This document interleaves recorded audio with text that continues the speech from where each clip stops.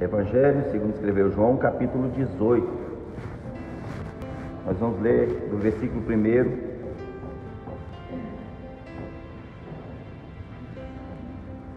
até o 8.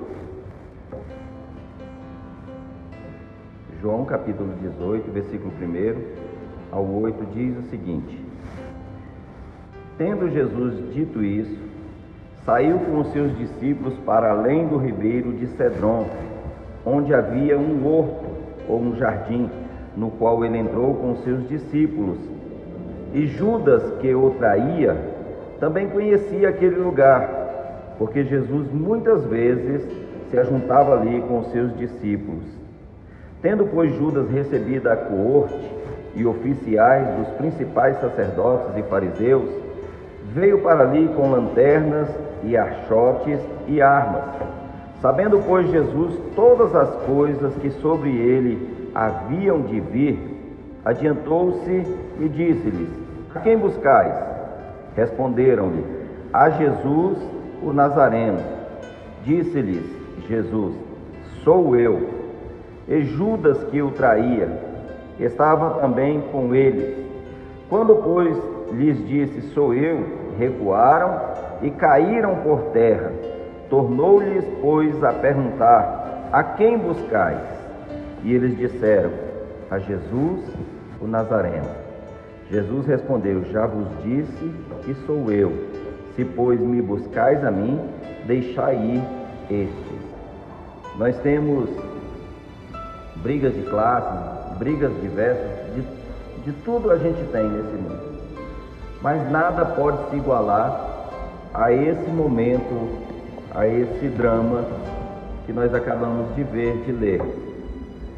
Jesus estava prestes a ser preso, a ser condenado, e ele acha um espaço nessa agenda apertadíssima, nessa agenda dificílima, para orar.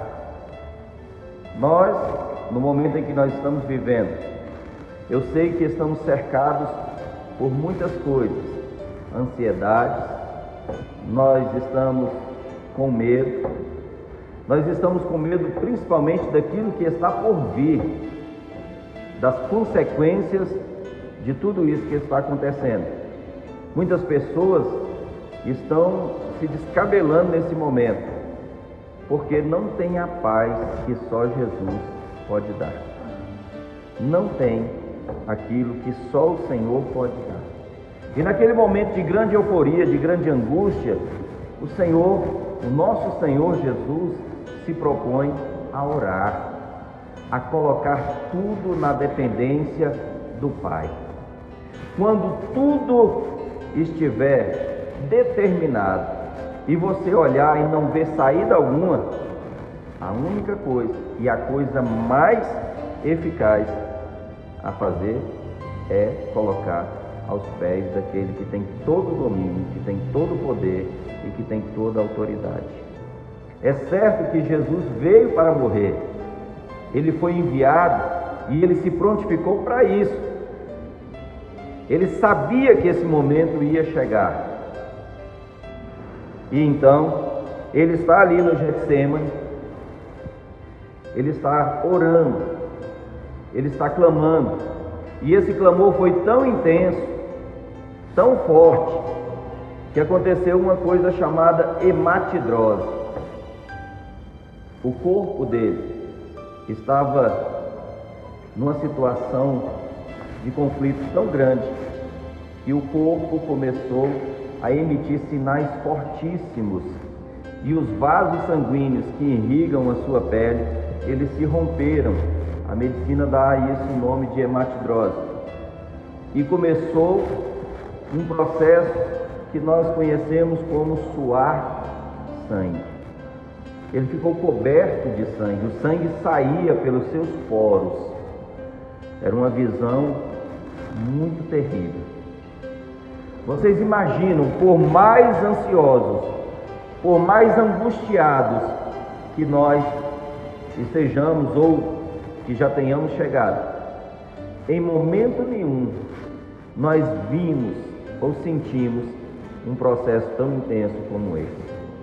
Era uma responsabilidade, era um momento crítico. Ali estava a luta pela minha e pela sua alma. Estava um embate terrível para que as nossas vidas fossem salvas, libertas do pecado. Mas sempre tem alguém que não quer essa graça, que não quer esse favor. Judas. O texto que nós lemos diz que ele conhecia bem aquele lugar. Sabe por quê? Porque ele foi várias vezes ali com Jesus. E quando Jesus se ajoelhava, ele conhecia as palavras do Senhor. Os judeus não têm o hábito de orar em silêncio como nós fazemos. Eles oram alto. Dá para saber o que ele estava falando, o que ele estava pedindo, o que ele estava entregando ao Pai. E nós sabemos muito bem que ele estava naquele momento ali apreciando a presença do Pai e também entregando aos cuidados do Pai os seus discípulos, cuidando de cada um deles. E Judas, mesmo ouvindo todas as vezes que estiver ali, ouvindo a intercessão, ouvindo e conhecendo a bondade, a misericórdia do Senhor, ele se deixou levar. Mas ele já era um homem corrupto, já era um homem mau. Nesses dias em que estamos vivendo, dias de máscaras, né? E Jesus por muitas vezes chamou esses homens pela palavra de hipócrita. A palavra hipócrita vem do grego hipocrites e significa ator, aquele que usa máscara, aquele que se esconde, aquele que usa uma identidade que não é a sua. E Judas passou-se por discípulo, passou-se por adorador, mas o coração dele estava nesse mundo, nas riquezas desse mundo. O coração dele estava voltado para as coisas materiais. Ele estava preocupado em socorrer a sua própria vida. No que nós estamos colocando o nosso coração e a nossa preocupação? Em que nós estamos pensando nesse momento? Quando as máscaras caíram, eu não digo dessas máscaras que estão sendo usadas agora de proteção, e se eu fosse vocês até tomava cuidado com máscaras, porque as máscaras impedem de você respirar normalmente. As máscaras te dão uma coisa chamada hiperventilação. As máscaras impedem que o gás carbônico saia e você continue respirando um gás tóxico. Tomem muito cuidado com isso. Se as máscaras fossem eficazes, eles abririam os comércios. E se elas não são eficazes, não tem por que usá-las. Essa é a questão. Mas não é disso que nós estamos tratando. Nós estamos falando de um homem que se propôs, desde a eternidade, desde antes da fundação do mundo, a trazer uma resposta para a queda do homem. Jesus, num lugar tão simples, num lugar que é até feio de se andar, muitas pedras, um lugar muito acidentado geograficamente, e ele se coloca ali, orando. E o versículo 3 do capítulo 18 de João diz que, tendo Judas recebido a coorte e oficiais dos principais sacerdotes e fariseus, veio para ali com lanternas e achotes e armas. Talvez você já tenha lido muitas vezes e ouvido falar dessa palavra coorte. Uma coorte é composta por 600 soldados. E uma legião é composta por 10 coortes. Uma legião tem 6.000 e uma coorte 600. 600 soldados. Eles cercaram aquele lugar. Eles vieram com lanternas, eles vieram com paus, eles vieram com pedras. E Jesus pergunta, Jesus se lança na frente dos seus discípulos. Ele se coloca como um guardião, um protetor. Ele se coloca na frente de todos os discípulos, apesar dos discípulos serem fracos, serem falhos, e isso ia ser mostrado um pouco mais adiante, que todos eles iam correr. E Jesus sabia muito bem, porque o texto diz que ele sabia muito bem o que havia de vir. Mesmo sabendo que Pedro daqui a pouquinho ia negá-lo, e que todos os outros iam correr, ele se coloca à frente. Porque isso é amor incondicional. É você não esperar nada de ninguém. É você fazer aquilo que realmente ninguém pode fazer. E Jesus o fez. Ele se lançou à frente e perguntou: a quem buscais? Olha que palavra poderosa. Eles dizem: Jesus o Nazareno. E quando eles dizem isso, Jesus responde aqui no versículo 5: sou eu. Essa palavra no original está escrita assim: ego eimi. Eu sou. É a mesma expressão que Deus usou para falar acerca de si mesmo para Moisés ali no Egito. Quando me perguntarem, Moisés falou: qual é o teu nome? Ele diz para Moisés: eu sou que está enviando. E a mesma expressão que Jesus usa, ego eimi, eu sou. E o texto diz que eles recuaram e todos eles caíram. Vejam bem, naquele momento que todos aqueles 600 soldados, mais os oficiais e mais Judas caíram, eles realmente foram lançados por terra. Se Jesus quisesse, tinha saído de fininho, tinha pegado ali uma outra estrada e saído, mas não. Jesus estava disposto a tomar o meu lugar e o teu lugar na cruz. Jesus estava disposto a levar as minhas e as suas feridas, pisaduras. Ele estava disposto e ele ficou firme. E ele pergunta novamente, ele dá tempo para aqueles homens, para aquelas pessoas se recomporem, ficarem de pé novamente, e ele pergunta: a quem buscai? Esses homens eram corajosos também, porque depois de uma situação como essa, eu não sei como é que alguns deles devem ter saído, não é possível. E ele pergunta novamente, como um gigante, como alguém intrépido, corajoso, destemido: quem vocês estão buscando? Olha como eles estavam buscando Jesus, estavam buscando para tirar a vida, para destruir, para denegri-lo, para fazer tudo aquilo que não era o certo. Como nós temos buscado ao Senhor? Jesus nessa noite está nos perguntando: a quem buscais? Ou qual é o motivo da busca? E por que estamos buscando? Será que é para resolver problemas familiares? Ele resolve também.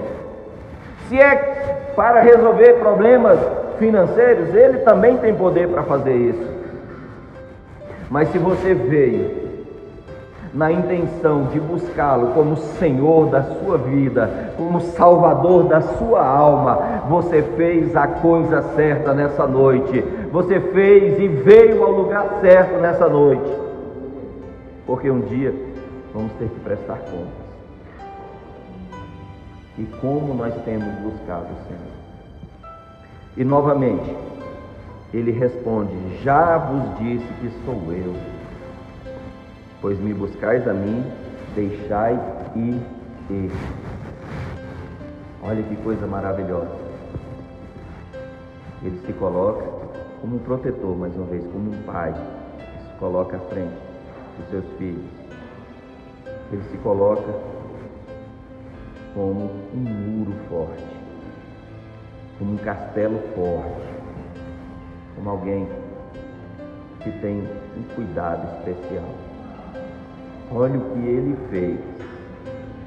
Os discípulos ficaram em segundo plano naquele momento, e nós sabemos, só é continuar essa leitura, que eles saíram e correram. O texto diz que eles correram. Jesus é preso. E nós sabemos o desenrolar de tudo isso. Isso começou de uma forma macabra, numa noite terrível. E isso teve um desenrolar terrível na história. Ele foi condenado às pressas. Não existe um julgamento que tenha acontecido tão rápido quanto o de Jesus, descrito na história de uma pessoa, até mesmo de uma pessoa desconhecida. Ele foi julgado e condenado às pressas e foi condenado à morte. Morreu. Ele foi morto.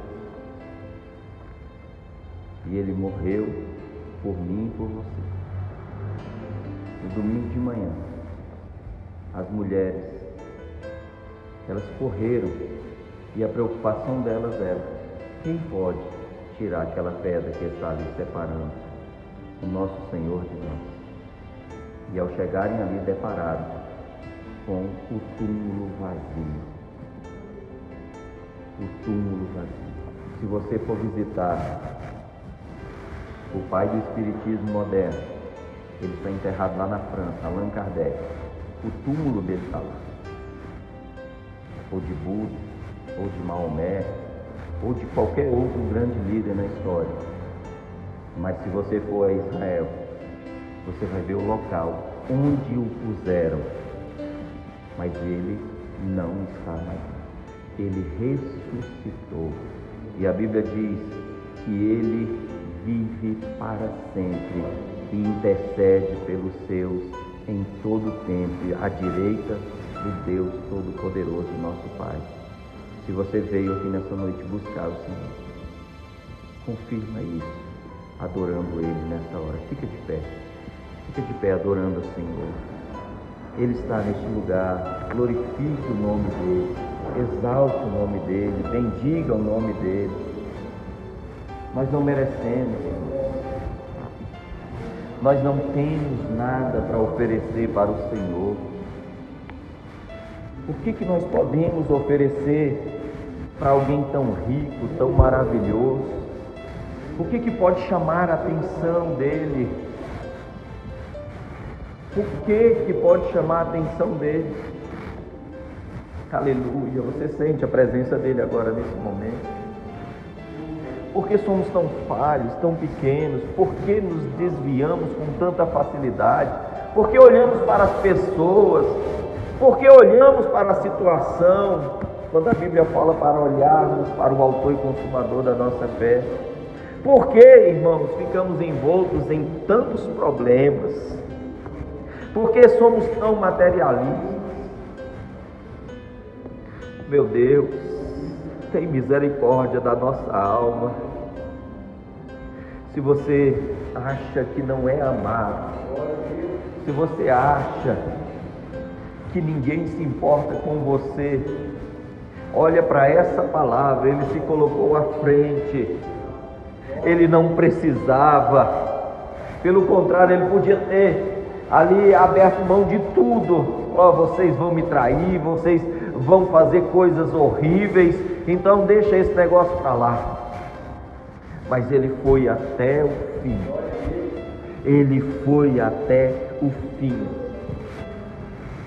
Ele não olhou para as suas falhas, ele não olhou para aquilo que você iria fazer mais tarde. Ele te ama. Ele te ama de forma incondicional. E Ele tem um projeto para a sua vida. E esse projeto envolve o céu. Esse projeto envolve uma glória futura. A Bíblia diz que as lutas que passamos aqui não podem se comparar com aquilo que Deus tem prometido para nós. Paulo vai dizer que se esperarmos em Deus apenas nessa vida, somos os mais miseráveis de todos os homens. Ele tem um projeto para a sua vida, Ele tem um plano para a sua casa, para a sua família. Creia nesse momento, receba essa palavra e coloque isso em prática. Deus, eu sei, eu estou passando por uma prova, eu estou passando por uma angústia, eu estou passando por um momento, mas eu sei, Pai, que Tu me amas. Jesus confronta Pedro, depois de ressuscitar: Pedro, Tu me amas? Eu amo, Senhor. Pedro, Tu me amas? Eu amo, Senhor. Pedro, Tu me amas? Sabe o que Pedro responde? Tu sabes que eu te amo. Aleluia. Então, Pedro, faz a minha obra. Deus te chamou para um propósito nessa terra e para um plano futuro que envolve o céu, envolve glória, envolve cidade santa, envolve louvor genuíno, envolve adoração do mais alto grau que nós não podemos imaginar. Então, descanse nas promessas do Senhor. Se você ficar pensando na crise, se você ficar pensando no problema, na situação, você não vai conseguir se mover. Deus sempre tem uma saída. No deserto, as pessoas estavam clamando por água. Moisés foi até Deus. Deus, e agora? Morreremos todos de sede. Moisés, fala com essa rocha. Não é serviço de gente normal. Fala com essa rocha. Moisés foi lá e tocou na rocha. E o que aconteceu? Água abundante, o que tem te mantido vivo é essa água que jorra do seu interior. É isso que tem te mantido vivo. Você crê nisso? Você crê que Jesus te ama? Então vamos orar. Pai, em nome de Jesus, confiamos, meu Deus, na Tua palavra, confiamos no Teu nome, confiamos nas Tuas promessas, mas somos tendenciosos, meu Pai. Muitas vezes, meu Deus, nós queremos resolver uma situação de imediato, queremos tomar decisões que sabemos que não são as certas, só pelo fato, meu Deus, de fazermos alguma coisa. Ó Deus, tem misericórdia e nos ensina a esperar com paciência no Senhor. Nos ensina a confiar de forma que vejamos, meu Deus, pelos olhos da fé, tudo aquilo que o Senhor tem para as nossas vidas. Em nome de Jesus, nessa noite, Senhor, restaura vidas, restaura famílias, restaura casamentos, restaura, Senhor, relacionamentos, restaura, meu Deus, em nome de Jesus, restaura a Tua igreja, traz de volta aqueles que se perderam, aqueles que caíram. É para a glória do Teu nome que oramos e colocamos tudo diante do Senhor. Muito obrigado pela Tua mão poderosa, pela Tua glória em nossas vidas. Eu te peço, Senhor, dê uma semana de ricas bênçãos ao Teu povo. Despede-os, Senhor, debaixo da Tua graça e debaixo da Tua autoridade. Leva-os, Senhor, ao conforto dos seus lares, cobertos pelo Teu sangue. Em nome de Jesus, oramos e agradecemos. Amém.